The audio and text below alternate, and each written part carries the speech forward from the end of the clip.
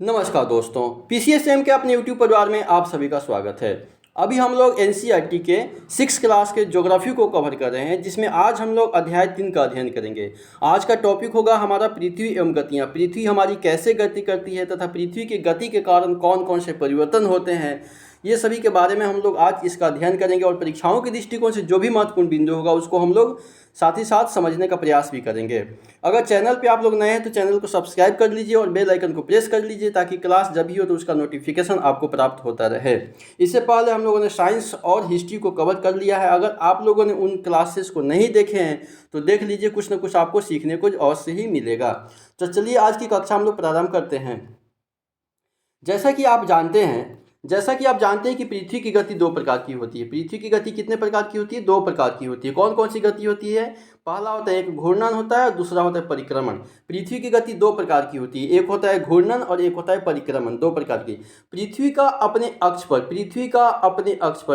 पर शब्दों पर ध्यान देने का प्रयास कीजिएगा।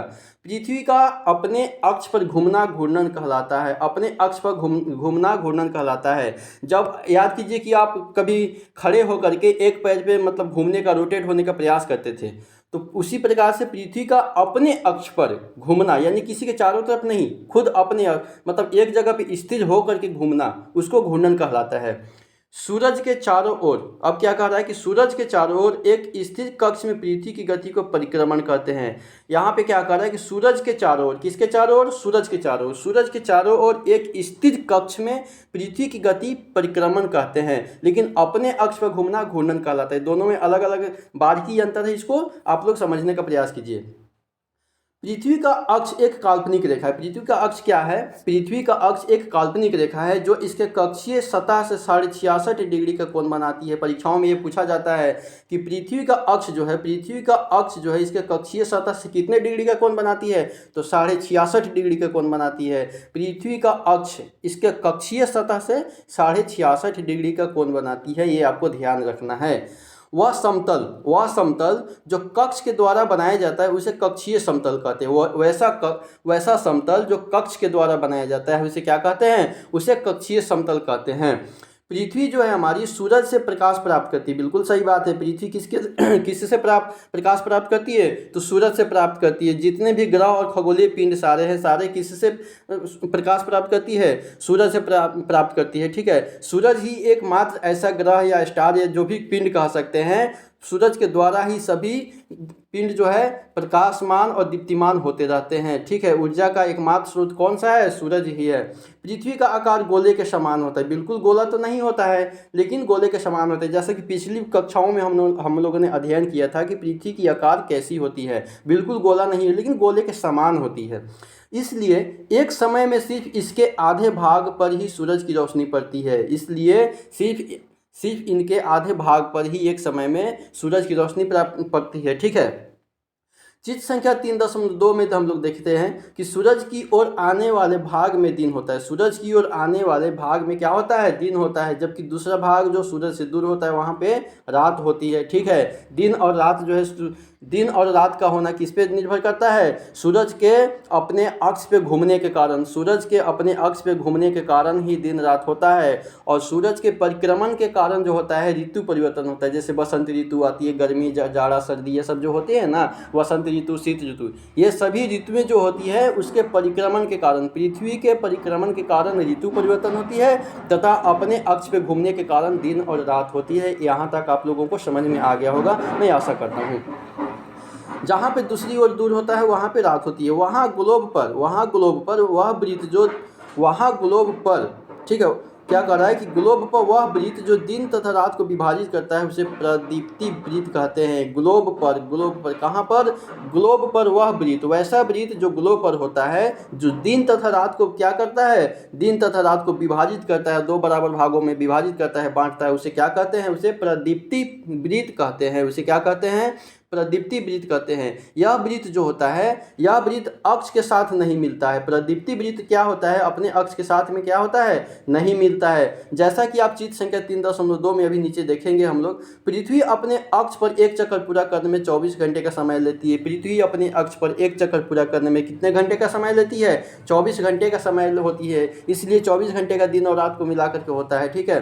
घूर्णन के समय काल को पृथ्वी दिन रात कहा जाता है। घूर्णन के समय काल को पृथ्वी का दिन रात कहा जाता है, जैसा कि अभी हम समझे भी है कि पृथ्वी के घूर्णन के कारण ही दिन और रात होता है। यह पृथ्वी की कैसी गति होती है, यह पृथ्वी की दैनिक गति होती है। दैनिक मतलब दिन का होती है। देखिए यहाँ पे चित्र संख्या 3.1 में जो पृथ्वी के अक्ष का झुकाव तथा कक्षीय समतल, पृथ्वी के अक्ष का झुकाव तथा यह क्या है, यहाँ पे पृथ्वी के कक्षीय समतल, ये कक्षीय समतल जो है यहाँ पे अक्ष के साथ झुकाव कितने डिग्री का कोण बनाती है, यहाँ पे 66.5 डिग्री का कोण बनाती है, ठीक है। 66.5 डिग्री का कोण बनाती है। और चित्र संख्या 3.2 में क्या दिया हुआ है कि घूर्णन के कारण पृथ्वी पर दिन और रात होना। घूर्णन के कारण क्या होता है, पृथ्वी पर दिन और रात होता है, ठीक है। ये आपका दक्षिणी ध्रुव हो जाता है, ये आपका दक्षिणी ध्रुव हो जाता है, और ये आपका उत्तरी ध्रुव हो जाता है। ये प्रदीप्त वृत्त होता है, ठीक है। ये आधे आधे भागों में विभाजित किया हुआ है, ठीक है, 2 बराबर भागों में, ठीक है।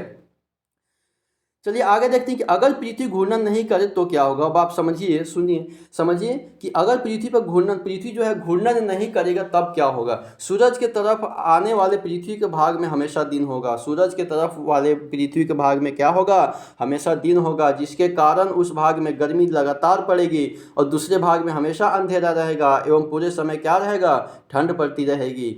इस तरह की अवस्था में जीवन संभव नहीं हो पाएगा। बिल्कुल सही बात है। अगर हमेशा दिन रहे और हमेशा रात रहे तो ऐसे में जीवन कैसे संभव होगा, आप जरा सोचिए।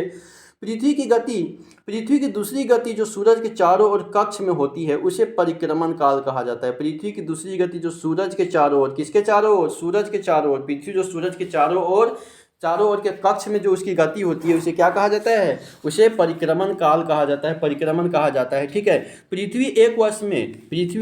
पृथ्वी जो है हमारी एक वर्ष या 365.4 यानी 365 दिन में जो है सूरज का एक चक्कर लगाती है। हमारी पृथ्वी कितने दिनों में सूरज का एक चक्कर लगाती है, 365 दिन, 365.1.4 दिन में सूरज जो है सूरज का चक्कर लगाती है। कौन लगाता है, पृथ्वी हमारी लगाती है। हम लोग एक वर्ष में 365 दिन का मानते हैं तथा सुविधा के लिए 6 घंटे को इसमें से नहीं जोड़ते। 6 घंटे को क्या करते हैं, इसमें नहीं जोड़ते। 365 दिन का मानती है।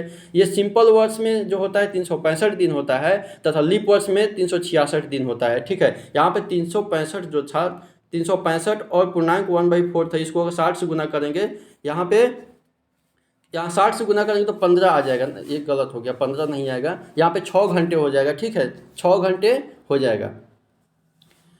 तो आगे देखिए यहाँ पे देखिए पृथ्वी का परिक्रमण एवं ऋतुएं, पृथ्वी का परिक्रमण एवं ऋतुएं। देखिए यहाँ पे बहुत कुछ समझने वाली चीज़ है आप लोगों के लिए। यहाँ पे देखिए ये हमारा उत्तरी ध्रुव दिखा रहा है, यहाँ पे हमारा दक्षिणी ध्रुव दिखा रहा है, नीचे जो क्या है दक्षिणी ध्रुव है, ठीक है। यहाँ पे बसंत ऋतु है, विषुवत है, इसको 21 मार्च को बसंत विषु कहा जाता है, 21 मार्च को बसंत विषु कहा जाता है, ठीक है। और यहाँ पे शीत ऋतु कहा जाता है 23 सितंबर को, ठीक है। यहाँ पे उत्तरी गोलार्ध ग्रीष्म ऋतु में है, यहाँ पे उसके बाद में दक्षिणी आयन है, उत्तरी गोलार्ध में शीत ऋतु है, ठीक है। यहाँ पे 21 जून और 22 दिसंबर को दिन और रात क्या होता है, पृथ्वी पर बराबर होता है। 21 जून और 22 दिसंबर को दिन और रात पृथ्वी पर बराबर होता है, ठीक है। और उसके बाद में ये तो हो गया 21 जून और 22 दिसंबर को दिन और रात बराबर होता है। 21 जून को उत्तरी गोलार्ध में सबसे बड़ा दिन होता है, सबसे बड़ा दिन 21 जून को उत्तरी गोलार्ध में सबसे बड़ा दिन होता है और 22 दिसंबर को दक्षिणी गोलार्ध में सबसे बड़ा दिन होता है, ठीक है। और यहाँ पे 21 मार्च को बसंत विषु होता है, शरद विषु होता है 23 सितंबर। शरद विषु कब होता है, 23 सितंबर को होता है, ठीक है। इसको आपको ध्यान में रखना है थोड़ा सा।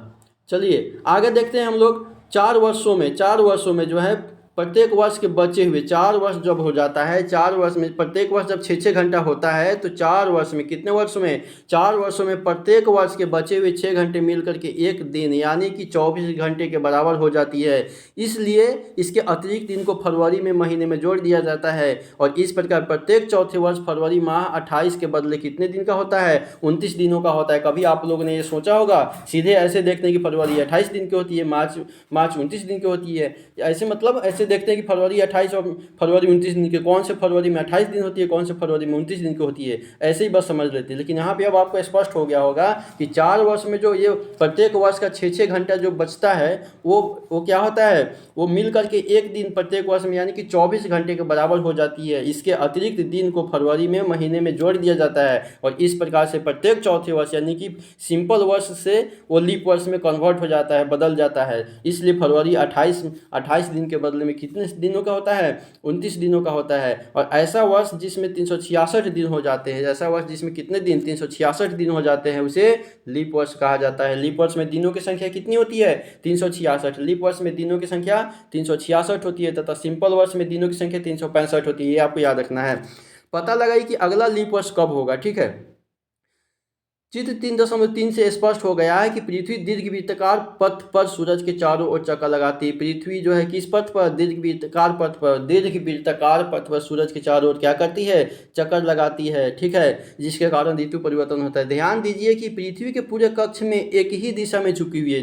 ध्यान दीजिए कि पृथ्वी जो है पूरे कक्ष में, किसमें, पूरे कक्ष में एक ही दिशा में झुकी हुई है। सामान्यतः एक वर्ष को गर्मी, सर्दी, बसंत एवं शरद ऋतु में बांटा गया है। कौन कौन से ऋतु होते हैं, ऋतुएं 4 होती है, ठीक है। ग्रीष्म ऋतु होती है, शरद ऋतु होती है, वसंत ऋतु होती है और यहाँ पे शरद ऋतु, ग्रीष्म ऋतु और शीत ऋतु, वसंत ऋतु और शरद ऋतु ये होती है, ठीक है। इसमें 4 ऋतुओं में बांटा गया है। ऋतुओं में परिवर्तन सूरज के चारों ओर पृथ्वी की स्थिति में परिवर्तन के कारण होता है। जैसे कि हम पहले भी बता चुके हैं कि ऋतु में जो परिवर्तन होता है, हमारे ये जो 4 प्रकार की ऋतुएं आती हैं, ग्रीष्म ऋतु आती है, गर्मी, ठंडी, जाड़ा, ये बसंत ऋतु जो आती है, ये किसके कारण होती है, ऋतु में परिवर्तन जो होता है सूरज के चारों ओर पृथ्वी की स्थिति में जो परिवर्तन होता है उसी के कारण ऋतु परिवर्तन होता है। अब आइए आगे देखते हैं। चित्र संख्या 3.3 में हम देखेंगे, चित्र संख्या 3.3 में हम देखेंगे, कहाँ, ये 3.3 में यहाँ पे देखेंगे। ये तो हम लोग चित्र देख ही लिए हैं। यहाँ पे क्या कह रहा है कि चित्र संख्या 3.3 में देखेंगे कि 21 जून को उत्तरी गोलार्ध सूरज की तरफ झुका हुआ है। 21 जून को उत्तरी गोलार्ध किसके तरफ झुका हुआ है, सूरज की तरफ झुका हुआ है। सूरज की किरणें कर्क रेखा पर सीधी पड़ती है। सूरज की किरणें कहाँ पड़ती है, कर्क रेखा पर सीधी पड़ती है। इसके परिणाम स्वरूप क्या होता है, सूरज की किरणें जो कर्क रेखा पर सीधी पड़ती है, इन क्षेत्रों में ऊष्मा अधिक प्राप्त होती है। इन क्षेत्रों में ऊष्मा क्या होती है, अधिक प्राप्त होती है। और ध्रुवों के पास वाले क्षेत्रों में कम ऊष्मा प्राप्त होती है, क्योंकि वहाँ सूरज की किरणें तिरछी पड़ती है। तिरछी पड़ने की वजह से क्या होती है, उसको अधिक दूरी तय करनी पड़ती है। तो उत्तर ध्रुव जो होता है सूरज की तरफ झुका होता है तथा उत्तरी ध्रुव रेखा के बाद वाले भागों पर लगभग 6 महीने तक लगातार क्या होता है, दिन रहता है। चूंकि उत्तरी गोलार्ध के बहुत बड़े भाग में सूरज की रोशनी प्राप्त होती रहती है, इसलिए विषुवत-वृत्त के उत्तरी भाग में गर्मी का मौसम होता है। इसलिए विषुवत-वृत्त के उत्तरी भाग में क्या होता है, गर्मी का मौसम होता है। 21 जून को इन क्षेत्रों में सबसे लंबा दिन, 21 जून को उत्तरी गोलार्ध में सबसे लंबा दिन, 21 जून को उत्तरी गोलार्ध में सबसे लंबा दिन, 21 जून को उत्तरी गोलार्ध में सबसे लंबा दिन होता है तथा सबसे छोटी रात होती है और पृथ्वी की इस अवस्था को उत्तर आयन कहा जाता है, उत्तर अयनात कहा जाता है। उत्तर अयनात किसे कहा जाता है, उत्तर अयनात कब होता है, तो 21 जून को होता है। उत्तर अयनात कब होता है, 21 जून को होता है। किस गोलार्ध में होता है, तो उत्तरी गोलार्ध में होता है। उत्तरी गोलार्ध में 21 जून को सबसे बड़ा दिन होता है, सबसे लंबा दिन होता है तथा रातें क्या होती है, रातें छोटी होती है। ठीक उसी प्रकार के 22 दिसंबर को दक्षिणी ध्रुव के सूरज की ओर झुके होने के कारण, 22 दिसंबर को दक्षिणी ध्रुव के सूरज की ओर झुके होने के कारण क्या होता है, मक्का रेखा पर सूरज की किरणें सीधी पड़ती है। चूंकि सूरज की किरणें मक्का रेखा पर लंबवत पड़ती है, इसलिए दक्षिणी गोलार्ध में बहुत बड़े भाग में प्रकाश प्राप्त होता है और इसलिए दक्षिणी गोलार्ध में लंबे दिन तथा छोटी रातें वाली ग्रीष्म ऋतु होती है। ठीक है, 22 दिसंबर को दक्षिणी गोलार्ध में सबसे लंबा दिन होता है और रातें क्या होती हैं, रातें छोटी होती है। ठीक है, ठीक इसके विपरीत स्थिति उत्तरी गोलार्ध में होती है। इसके ठीक विपरीत स्थिति उत्तरी गोलार्ध में होती है। पृथ्वी की इस अवस्था को दक्षिण अयनात कहा जाता है। दक्षिणी अयनात कब होता है, 22 दिसंबर को होता है। ठीक है, क्या आप जानते हैं कि ऑस्ट्रेलिया में ग्रीष्म ऋतु में क्रिसमस का पर्व मनाया जाता है। ऑस्ट्रेलिया में ग्रीष्म ऋतु में जो है क्रिसमस का पर्व मनाया जाता है, लेकिन अपने यहाँ कब मनाया जाता है, जनवरी या फरवरी के आसपास मनाया जाता है, मुझे एग्जैक्ट नहीं पता है। 21 मार्च एवं 23 सितंबर को सूरज की किरणें विषुवत-वृत्त पर सीधी पड़ती है। 21 मार्च एवं 23 सितंबर को सूरज की किरणें विषुवत-वृत्त पर, कहाँ, विषुवत-वृत्त पर क्या पड़ती है, सीधी पड़ती है। इस अवस्था में कोई भी ध्रुव सूरज की ओर नहीं झुका होता है। इसलिए पूरी पृथ्वी पर रात एवं दिन क्या होती है, रात एवं दिन बराबर होती है। इसे विश्व कहा जाता है, इसे विषु कहा जाता है। 21 मार्च और 23 सितंबर को पूरे पृथ्वी पर दिन और रात बराबर होती है। दिन और रात क्या होती है, बराबर होती है। कब होती है, 21 मार्च और 23 सितंबर को, ये आपको याद रखना है। 23 सितंबर को उत्तरी गोलार्ध में शरद ऋतु होती है। 23 सितंबर को उत्तरी गोलार्ध में शरद ऋतु, जैसा कि हम लोगों ने चित्र में देखे हैं, जबकि दक्षिणी गोलार्ध में बसंत ऋतु होती है। 23 सितंबर को उत्तरी गोलार्ध में शरद ऋतु होती है, जबकि दक्षिणी गोलार्ध में क्या होती है, बसंत ऋतु होती है। 21 मार्च को स्थिति इसके ठीक विपरीत हो जाती है। 21 मार्च को क्या हो जाती है, 21 मार्च को वही हो जाएगा, वही उत्तरी गोलार्ध में क्या हो जाएगा, उत्तरी गोलार्ध में बसंत ऋतु हो जाएगा और दक्षिणी गोलार्ध में शरद ऋतु हो जाएगा। जबकि उत्तरी गोलार्ध में बसंत ऋतु तथा दक्षिणी गोलार्ध में शरद ऋतु होती, ठीक इसके विपरीत हो जाती है। इस प्रकार स्पष्ट है कि पृथ्वी के घूर्णन एवं परिक्रमण के कारण, किसके कारण, पृथ्वी के घूर्णन एवं परिक्रमण के कारण में दिन एवं रात तथा ऋतुओं का परिवर्तन होना। ये आपको VVI है, एकदम वेरी वेरी इंपॉर्टेंट है। इसको यह याद रखना है कि पृथ्वी के किसके कारण जो होता है दिन और रात होता है, किसके कारण जो होता है ऋतु परिवर्तन होता है।